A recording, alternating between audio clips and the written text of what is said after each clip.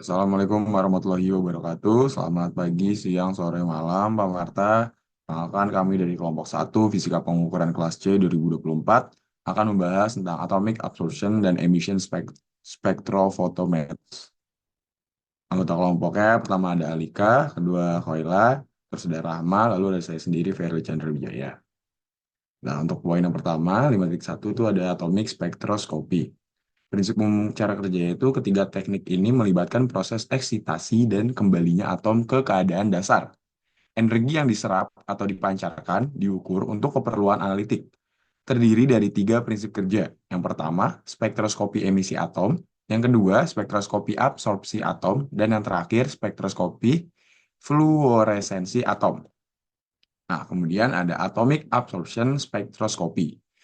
Teknik analisis yang didasarkan pada penyerapan energi radiasi oleh atom. Nah, proses penyerapannya itu atom dalam sampel yang disebarkan dalam nyala api sebagian besar tetap dalam keadaan dasar. Ketika sinar cahaya melewati nyala, sebagian cahaya diserap oleh atom yang tersebar, mirip dengan penyerapan cahaya oleh molekul terlarut dalam larutan. Nah, keterbatasannya itu dia tidak cocok untuk analisis kualitatif karena setiap elemen membutuhkan sumber cahaya yang unik. Lalu ada atomic absorption instrumentation. Nah, yang pertama itu ada sumber radiasi, hollow cathode lamps. Sumber radiasi paling umum untuk AAS.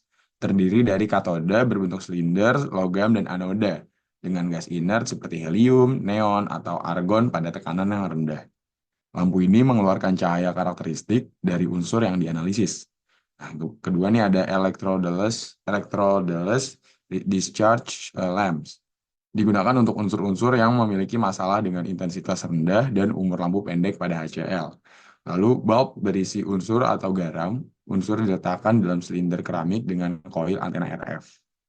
Nah, lalu ada burner and flames. Untuk atomic absorption itu dia itu burner harus memiliki panjang nyala yang cukup untuk meningkatkan sensitivitas dengan memaksimalkan atom yang terpapar sinar.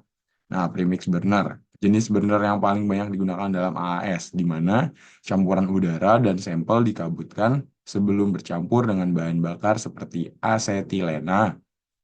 Nah, kemudian ada autolam burner, desain burner di mana nebulizer dan kepala burner terpisah sejauh 180 derajat, mencegah penyumbatan dan memastikan aerosol yang merata mencapai nyala api.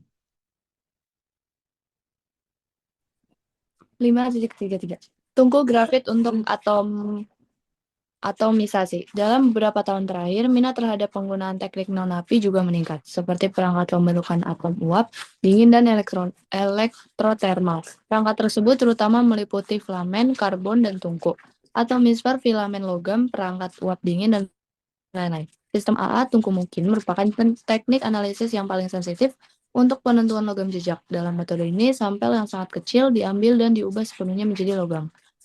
Integrasi pulsa absorpsi selanjutnya menghasilkan sinyal yang berguna tentang unsur yang diinginkan. Produsen instrumen telah memodifikasi desain sebelumnya untuk melaksanakan pekerjaan tungku karena kegunaan tungku grafik. Optical system. Sistem ini menggunakan fotometer yang berjenis berkas tunggal. Lampu sumber adalah HCl yang dioperasikan dengan arus bolak-balik dan menghasilkan berkas cahaya termodulasi. Berkas cahaya dilewatkan melalui pembatas dan difokuskan pada titik tengah pembakar slot. Setelah melewati api, berkas difokuskan kembali pada celah masuk monokromator kisi litrau. Lebar celah dijaga agar tetap bervariasi secara terus-menerus dan dapat dikontrol oleh mekanisme cam dan pengikut cam.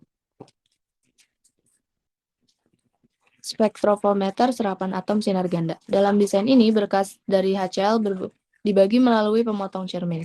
Separuh melewati atomizer dan separuh lainnya mengelilinginya. Rasio antara sinyal referensi dan sampel kemudian diperkuat dan diumpankan ke perangkat pembacaan dan perekam. Instrumen ini mengoreksi fluktuasi dalam intensitas radiasi yang berasal dari sumber radiasi dan untuk perubahan dalam sensitivitas detektor.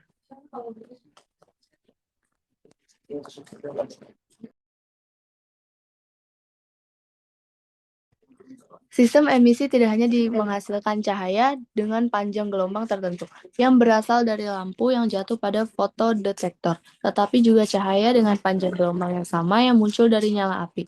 Perlu dibedakan antara kedua sumber radiasi ini karena yang diperlukan hanyalah pengukuran dari lampu itu sendiri. Persyaratan ini dicapai dengan memodulasi cahaya dari lampu baik dengan chopper mekanis atau dengan menggunakan catur daya AC dan menyetel elektronik detektor ke frekuensi tertentu. Dengan sistem DC akan menjadi sangat sulit untuk menentukan kalsium dengan adanya natrium, karena keberadaan natrium atau kalium dalam menyala api memberikan jumlah radiasi latar belakang kontinu yang bervariasi, yang menambah intensitas terukur dari semua garis spektrum. Oke, selanjutnya ada sampling system, di mana sistem sampling ini digunakan untuk memasukkan sampel secara konstan ke dalam burner. Metode umum menggunakan larutan yang dimasukkan ke dalam api melalui atomizer. Desain atomizer ini mirip dengan yang digunakan dalam spektroskopi emisi. Sistem sampling lengkap terdiri dari nebulizer dan ruang semprot. Nebulizer mengubah larutan sampel menjadi tetesan dengan berbagai diameter melalui aksi pneumatik. Tetesan besar mengendap di ruang semprot, sementara tetesan kecil dibawa oleh aliran udara ke burner dan api. Lalu pengambilan sampel biasanya 3 sampai 4 ml per menit. Sensitivitas analitis dapat meningkat dengan nebulisasi yang lebih efisien, terutama dengan menggunakan pelarut non-air. Pemilihan pelarut organik yang tepat penting karena dapat mengaruhi sifat fisik api dan sensitivitas analisis. Sistem sampling otomatis dapat menggunakan cangkir polietilen yang diisi secara bergantian. Nah, teknik flow injection digunakan untuk mengurangi waktu pencucian secara signifikan. Teknik ini menggunakan pompa peristaltik dan menyuntikkan sampel dalam bentuk pulsa mirip dengan kromatografi cair. Keuntungan teknik flow injection itu yang pertama volume sampel kecil. Terus yang kedua itu adalah proses pencucian dimulai lebih cepat sehingga sinyal lebih cepat kembali ke baseline. Dan laju injeksi sampel dapat mencapai 4 kali per menit dibandingkan dengan 1,5 kali per menit pada metode konvensional.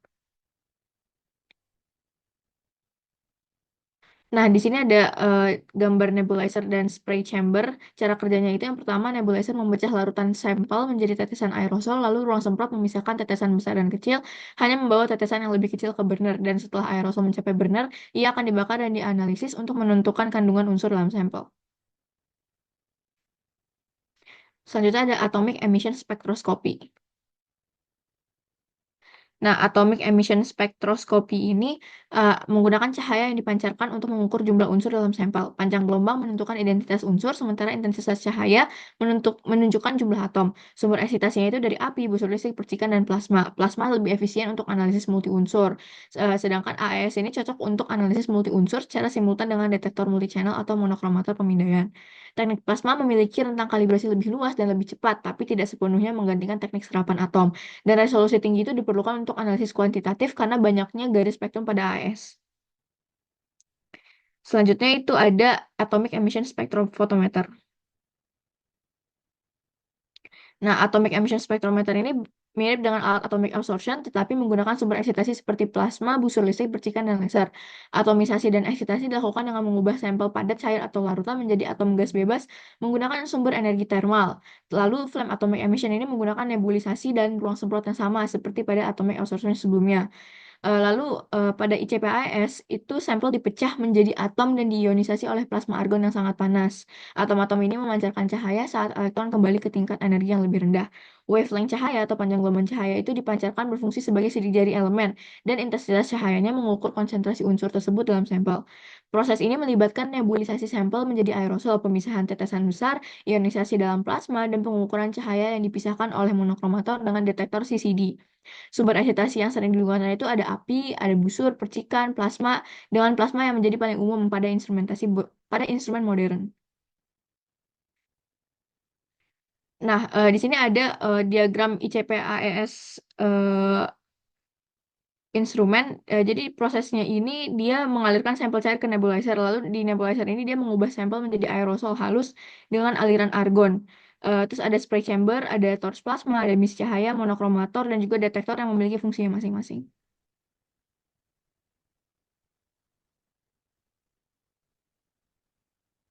Yang selanjutnya itu adalah plasma excitation source. Nah, sumber eksitasi plasma itu adalah gas panas yang terionisasi, mengandung konsentrasi tinggi ion dan elektron bebas. Fungsinya itu efektif untuk volatilisasi, atomisasi, dan ionisasi sampel. Nah, jenis plasma ini ada tiga. Yang pertama ada direct current plasma, ada inductively coupled plasma, dan microwave induced plasma yang memiliki karakteristiknya masing-masing. Nah, yang pertama itu adalah direct current plasma. Ini adalah terdiri dari dua anoda grafit pirolitik dan satu katoda tungsten thorium yang berfungsi untuk menghasilkan dan menstabilkan plasma. Nah, dia zona pengamatan ini ada emisi dari plasma itu diamati pada zona yang berbentuk volume kecil, sekitar 8 milimeter kuadrat dengan suhu gas mencapai 4.000 sampai 6.000 Kelvin. Di sini ada sedikit proses pembentukan plasmanya. Jadi sampel yang dicampur dengan argon itu diintroduksi ke dalam plasma, lalu nanti plasmanya terbentuk pada kolom yang dipertahankan oleh dua busur listrik yang dihasilkan dari dua sumber daya. Lalu nanti di dalam plasma ini atom dari sampel terionisasi dan eksitasi. Lalu nanti ketika elektron pada ion sampel turun ke tingkat energi lebih rendah, cahayanya dipancarkan dari excitation region. Terus yang kedua itu ada inductively coupled plasma. Prinsip kerjanya itu dia pakai discharge listrik dari Tesla coil yang menyebabkan ionisasi parsial pada gas argon. Nah, ion argon ini dipercepat dalam medan magnet osilasi dari coil induksi yang beroperasi pada frekuensi radio yang menghasilkan plasma. Nah, frekuensi operasinya itu ada pada 27,12 MHz atau 40,68 MHz dengan konsumsi daya pada coil RF sekitar 10 kW. Dan dia punya sistemnya sendiri yang bisa dilihat di slide. Nah, keunggulannya itu dia adalah atomisasi dan eksitasinya ini sangat efisien, terus intervensi kimianya itu diminimalisir, dan analisis simultannya itu banyak elemen dalam satu sampel, jadi bisa analisis yang lebih tinggi, tapi kekurangannya itu adalah biayanya yang cukup mahal. Kemudian ada microwave induced plasma atau MIP, plasma yang diinduksi oleh gelombang mikro. MIP menggunakan rongga resonansi 2450 MHz dalam tabung kuarsa atau keramik yang didinginkan oleh gas pembawa yang mengalir. Rongga resonansi ini bisa terbuat dari tembaga murni atau dari kuningan atau aluminium yang dilapisi perak. MIP biasanya menggunakan argon sebagai gas pembawa, tetapi versi terbaru memungkinkan operasi dengan tekanan atmosfer menggunakan helium. MIP hanya membutuhkan sedikit gas pembawa, yaitu antara 50 ml per menit hingga beberapa liter per menit. Versi populer MIP menggunakan helium yang lebih mahal, meskipun konsumsi gasnya lebih sedikit. MIP dihasilkan dari beberapa watt hingga ratusan watt daya radiasi. Pengenalan sampel ke dalam MIP biasanya menyebabkan perubahan efisiensi transfer daya ke plasma dan fluktuasi kerapatan daya. Oleh karena itu, pengenalan sampel dengan tetap menjaga kesesuaian daya dan stabilitas sinyal cukup sulit. Meskipun sistem MIP dioperasikan pada daya yang relatif tinggi, ukuran plasma yang kecil dan cara pengamatan plasma membuat pengenalan sampel menjadi tantangan yang kompleks. Selanjutnya ada performance aspects. Kinerja spektrofotometer serapan atom biasanya dijelaskan melalui sensitivitas dan batas deteksi. Sensitivitas didefinisikan sebagai konsentrasi suatu unsur dalam larutan yang menyerap 1% cahaya yang diterima. Nilai ini bergantung pada efisiensi atomasi, desain pembakar, dan sistem optik, tetapi tidak dipengaruhi oleh gen penguat dan gangguan dari nyala api atau lampu. Batas deteksi adalah konsentrasi unsur dalam ppm yang memberikan bacaan sama dengan 2 kali simpangan baku sinyal latar belakang. Dihitung dari setidaknya 10 pembacaan. Secara praktis, batas deteksi adalah konsentrasi minimum suatu unsur dalam larutan yang masih dapat dideteksi. Parameter ini bergantung pada sensitivitas dan gangguan yang dihasilkan oleh nyala api serta lampu, sehingga merupakan kriteria yang lebih bermakna dalam menilai kinerja spektrofotometer. 5.8 Sources of interferences.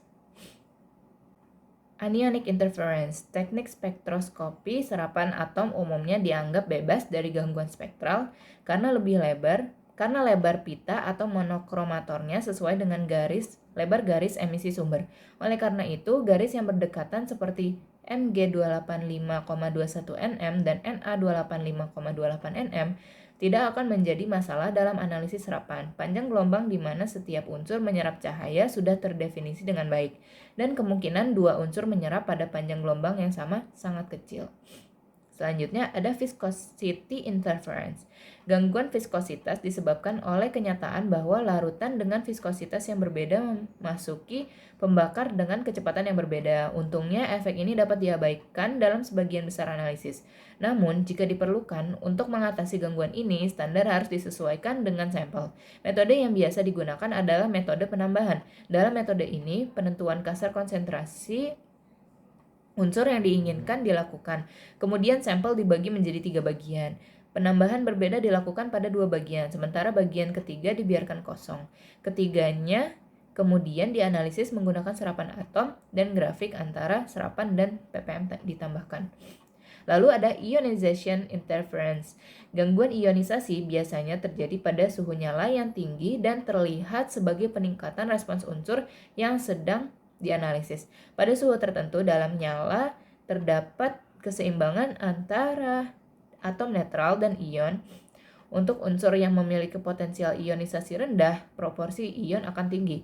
Jika unsur lain yang mudah terionisasi ditambahkan ke dalam nyala, keseimbangan untuk kedua unsur akan bergeser ke arah keadaan atomik, meningkatkan sensitivitas analisis. Gangguan ini biasanya diatasi dengan menambahkan jumlah gangguan yang sama ke larutan standar seperti yang ada pada sampel, atau dengan menambahkan logam yang mudah terionisasi seperti natrium atau kalium ke larutan standar dan sampel. Lalu ada broadening of spectral line. Ada beberapa faktor yang menyebabkan pelebaran garis spektral. Satu, ada efek Doppler. Efek ini muncul karena atom memiliki komponen kecepatan yang berbeda sepanjang garis pengamatan. Dua, ada efek Lorentz. Terjadi akibat keberadaan atom asing di sekitar atom yang memancarkan atau menyerap cahaya. Besarnya pelebaran variasi dengan tekanan gas asing dan sifat fisiknya. Tiga, ada efek quenching. Dalam sumber spektral bertekanan rendah, tabrakan quenching dapat terjadi di dalam nyala akibat tekanan molekul gas asing yang memiliki tingkat getaran mendekati keadaan tereksitasi dari garis resonansi. Keempat, ada efek penyerapan sendiri atau self-absorption. Atom yang sama dengan yang memancarkan radiasi akan menyerap radiasi maksimum di tengah garis dibandingkan di bagian tepi, yang mengubah bentuk umum serta intensitas garis tersebut. Efek ini lebih kuat jika uap yang menyerap radiasi jauh lebih dingin daripada yang memancarkan radiasi. Oke, sekian dari kami. Terima kasih sudah menyimak. Wassalamualaikum warahmatullahi wabarakatuh.